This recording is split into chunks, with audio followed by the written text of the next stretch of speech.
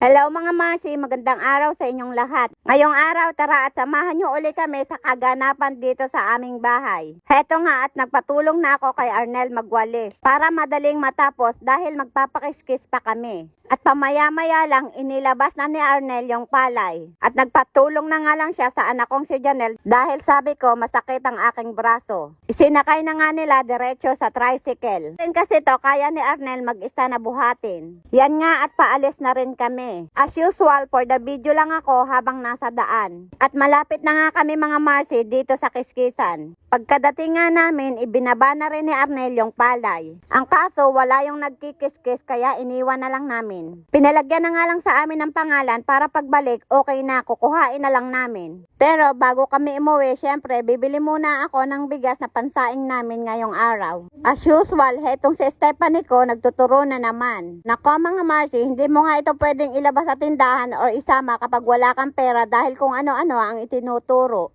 1 kilong bigas nga lang mga Marcy ang binili ko dahil mamayang hapon babalikan naman namin yung pinakiskis. At dumaan na nga rin ako sa kanto ng lugam dahil bibili ko ng charger ng iPhone. Dapat ko kasi mga Marcy ingatan tong iPhone dahil bigay to sa amin ni Mitchcon at Michael. Pinag-ipunan nga rin nila to bago mabili para lang maibigay sa amin. Sa totoo lang kasi mga Marcy, si Michael ko ang nagpo sa akin para mag-vlog. Nung una nga kasi tinry lang naman namin ng anak ko kung paano mag-vlog. Pagkatapos kahit paano may nanood naman. Pagkatapos sabi ng anak ko, sige mama i-push mo yan, support kita. Nung wala pa nga kaming iPhone mga Marcy, nanghihiram lang kami kay Bea and Angelo para lang makapag-upload. Kaya lang natigil din siya ng 1 buwan kasi nga wala naman kaming sariling cellphone para sa pamblog. Kaya nagpapasalamat ako kina Mitchcon and Michael. Dahil nga supportive sila sa aking mga ginagawa. Mabalik na nga tayo dito mga Marcy. Nandito na nga kami sa bahay at naabutan namin yung magtutubig. Heto namang si Arnel, nakita ko pinapaliguan si Pulis. At gustong gusto nga rin ni Pulis. Siguro init na din siya. Kakatuwa nga ito mga Marcy si Pulis dahil kapag may tubig dito sa sapa, naliligo siya. At pamaya-maya naman dumating si Pareng Tobs para sunduin si Arnel dahil maghahawan sa lungos. Mabuti na nga lang at naka-extra dahil wala na naman kaming gamit sa loob ng bahay.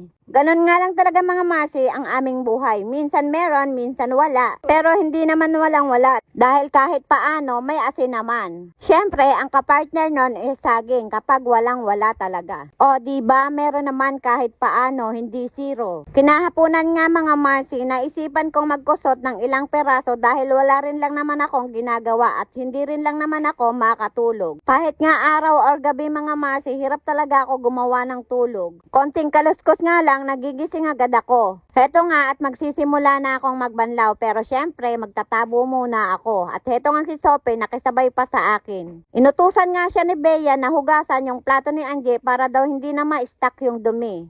Kasi nga mga Marcy, kakakain lang ni Angie. Ay, sana all, may gripo din ako para hindi na ako magtatabo pa. Pero syempre, mas gusto ko pa rin naman to dahil hindi ako magbabayad.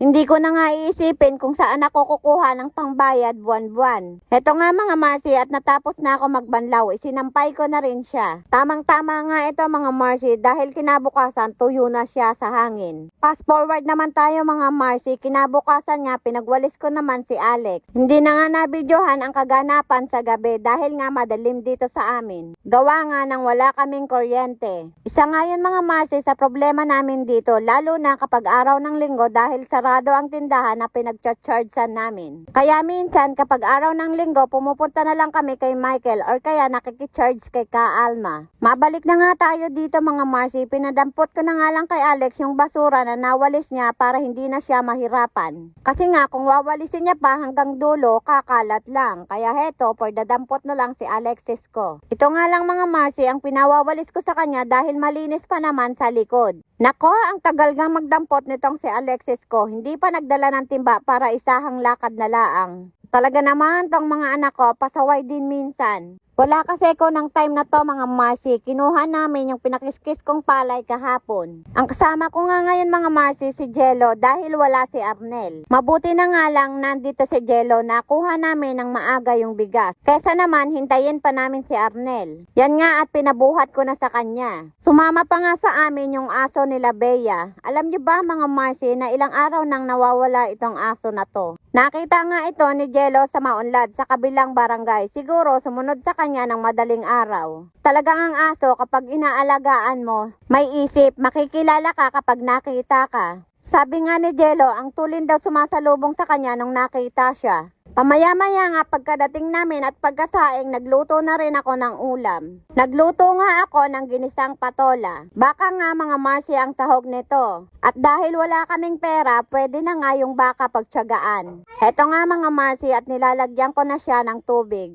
Matagal na nga rin ako mga Marcy hindi nakakapagluto ng patola.